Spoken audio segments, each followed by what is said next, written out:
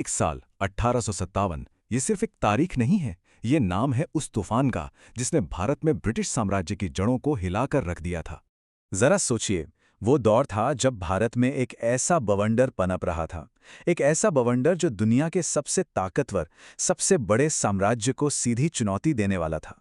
लेकिन असली सवाल तो ये है कि क्या ये महज कुछ सिपाहियों का गुस्सा था, एक मामूली सी बगावत, या फिर ये एक पूरे देश की आज़ादी के लिए पहली सबसे बुलंद आवाज़ थी। आइए आज इसी ऐतिहासिक कहानी की परतें खोलते हैं और सच को समझने की कोशिश करते हैं। देखिए, कोई भी इतनी बड़ी आग ना अचानक नहीं भड़कती। इसके पीछे तो दशकों से सुलग रही चिंगारियां थीं। वो शिकायतें, वो दर्द, जो अब एक धधकती हुई ज्वाला बनने को बिल्कुल तैयार थे। इसकी शुरुआत हुई एक बहुत ही शातिर पॉलिसी से। नाम था सब्सिडियरी अलायंस। सुनने में तो अच्छा लगता है, सहायक संधि, लेकिन असल में ये एक जाल था। भारतीय राजाओं से कहा गया, आप अपनी सेना हटा दो, हम आपको सुरक्षा देंगे। बदले में उन्हें ब्रिटिश सेना का सारा भारी भरकम खर्चा उठाना पड़ता था। नतीजा क्या हुआ? अरे भाई, उनकी अपनी ताकत खत्म और आज़ादी भी धीरे धीरे छीन ली गई। और कहानी यहीं खत्म नहीं हुई। फिर आया लॉर्ड डलहौजी अपनी कुख्यात हड़प नीति, यानी डॉक्ट्रिन ऑफ लैप्स के साथ। ये तो और भी सीधी सपाट लूट थी। नियम क्या था? अगर किसी राजा का अपना बेटा नहीं है तो उसका राजपाट सीधा अंग्रेजी हुकूमत का हो जाएगा। और इसी नीति ने सतारा, नागपुर और हाँ, झांसी जैसे कई बड़े राज्यों को निगल लिया। तो अगर हम देखें तो इस गुस्से की, इस असंतोष की चार बड़ी वजह थीं। पहला, राजनीतिक, मतलब राज्यों को एक एक करके हड़पा जा रहा था। दूसरा, आर्थिक, किसान और कारीगर दोनों ही बर्बादी के कगार पर थे। तीसरा, सामाजिक और धार्मिक, अंग्रेज हमारे रीति रिवाजों में दखल दे रहे थे, खुद को हमसे बेहतर समझते थे। और चौथा, और बहुत जरूरी, सैन्य, यानी फौज के अंदर जहां अपने ही भारतीय सैनिकों के साथ जबरदस्त भेदभाव हो रहा था। किसानों की हालत तो पूछिए ही मत। जमीन पर इतने भारी भारी टैक्स लगा दिए गए कि उनकी कमर ही टूट गई। और दूसरी तरफ, जो भारत कभी अपने कपड़ों के लिए पूरी दुनिया में मशहूर था, उसी के कारीगर भूखे मरने लगे। क्यों? क्योंकि इंग्लैंड की मिलों से सस्ता कपड़ा लाके यहां के बाजारों में भर दिया गया। नतीजा, हमारा अपना उद्योग तबाह और लाखों लोग बेरोजगार। और जरा इस आंकड़े पर गौर कीजिए, ये वाकई चौंकाने वाला है। एक इनाम कमीशन बनाया गया और उसने अकेले बॉम्बे इलाके में 20,000 से ज्यादा जागीरें जब्त कर लीं। बहाना क्या था? कि ये जमीनें गैर कानूनी हैं। सोचिए, इससे जो पुराने जमींदार थे, जो तालुकदार थे, वो भी रातों रात अंग्रेजों के दुश्मन बन गए।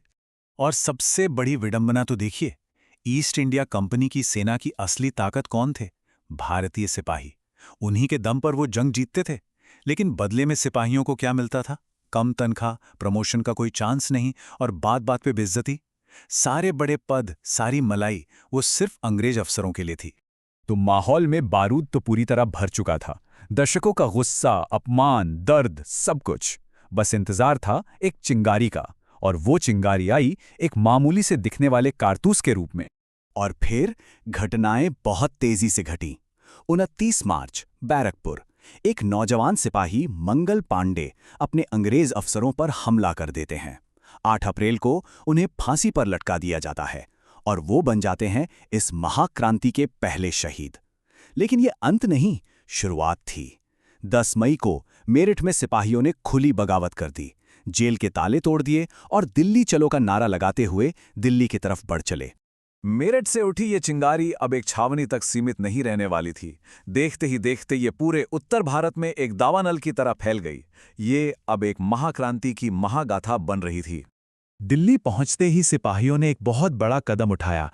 उन्होंने बूढ़े हो चुके मुगल बादशाह बहादुर शाह जफर को अपना नेता और हिंदुस्तान का सम्राट घोषित कर दिया। देखिए, ये एक बहुत ही सिंबॉलिक मूव था। इसने इस बिखरी हुई बगावत को एक चेहरा, एक राष्ट्रीय पहचान दे दी। और फिर अलग अलग जगहों से इस क्रांति के बड़े बड़े नायक सामने आए। कानपुर से मोर्चा संभाला नाना साहेब ने, जो आखिरी पेशवा के गोद लिए हुए बेटे थे। लखनऊ में कमान थी बेगम हजरत महल के हाथों में। बिहार में 80 साल के नौजवान कुंवर सिंह दहाड़ रहे थे। और झांसी में थी वीरांगना रानी लक्ष्मीबाई। और रानी लक्ष्मीबाई का वो नारा, मैं अपनी झांसी नहीं दूंगी, ये सिर्फ कुछ शब्द नहीं थे, ये उस पूरे विद्रोह की आत्मा की आवाज बन गए। सोचिए, एक छोटी सी रियासत की रानी दुनिया के सबसे बड़े साम्राज्य को ललकार रही थी। 1 साल से भी ज्यादा ये जबरदस्त संघर्ष चला। आखिरकार अंग्रेजों ने इस विद्रोह को बहुत ही बेरहमी से कुचल दिया। हजारों लोग मारे गए। लेकिन इस खून खराबे के बाद हिंदुस्तान में एक बिल्कुल नए दौर की शुरुआत होने वाली थी। सबसे बड़ा और पहला बदलाव क्या हुआ? सत्ता का ट्रांसफर।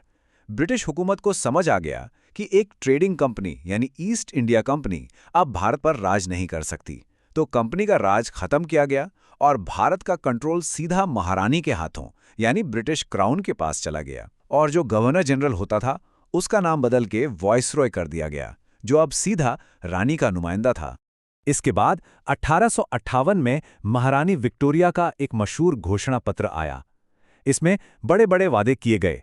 कहा गया कि अब भारतीय लोगों के अधिकारों, उनके सम्मान और उनके धर्म का पूरा ख्याल रखा जाएगा। ये असल में भविष्य में ऐसी किसी और बगावत को रोकने की एक सोची समझी कोशिश थी। और जिस सेना की वजह से ये सब शुरू हुआ था, उसमें तो जबरदस्त बदलाव किए गए। अंग्रेजों ने सबक सीख लिया था।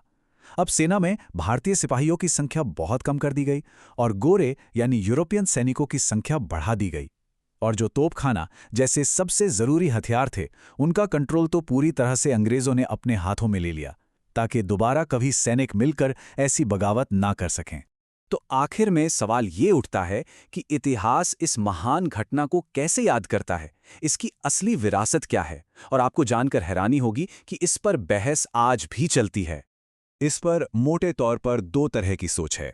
एक तरफ वो इतिहासकार हैं जैसे जॉन लॉरेंस या सर सैयद अहमद खान, जो कहते हैं कि यह बस एक सिपाही विद्रोह था जो कुछ खास वजहों से हुआ। लेकिन दूसरी तरफ हैं वीडी सावरकर और अशोक मेहता जैसे राष्ट्रवादी विचारक। वो इसे भारत का पहला स्वतंत्रता संग्राम कहते हैं। उनका मानना है कि ये कोई अचानक हुआ गुस्सा नहीं था, बल्कि विदेशी राज के खिलाफ एक सोचा समझा राष्ट्रीय संघर्ष था। भले ये विद्रोह फौजी तौर पर कामयाब नहीं हो पाया, इसे कुचल दिया गया, लेकिन इसने एक बहुत बड़ा काम किया। इसने पहली बार अलग अलग इलाकों, अलग अलग धर्मों और जातियों के लोगों को एक दुश्मन के खिलाफ खड़ा कर दिया। और यहीं से एक भारतीय होने की भावना, एक राष्ट्रीय चेतना का जन्म हुआ। यही वो चिंगारी थी जो आगे चलकर आज़ादी की एक बड़ी मशाल बनी। इसी ने गांधी, सुभाष और भगत सिंह जैसे आने वाले स्वतंत्रता सेनानियों को प्रेरणा दी। 1857 में जिन्होंने अपनी जान दी, उन्होंने आने वाली पीढ़ियों के लिए आज़ादी का रास्ता तैयार कर दिया था। तो आखिर में हम फिर उसी सवाल पर आते हैं, 1857 का ये महासंग्राम, क्या ये एक कहानी का अंत था या भारत के इतिहास में एक बिल्कुल नए अध्याय की शुरुआत? शायद इसका जवाब सिर्फ इतिहास की किताबों में नहीं है, बल्कि उस जज्बे में है जो आज भी हम सबको प्रेरणा देता है।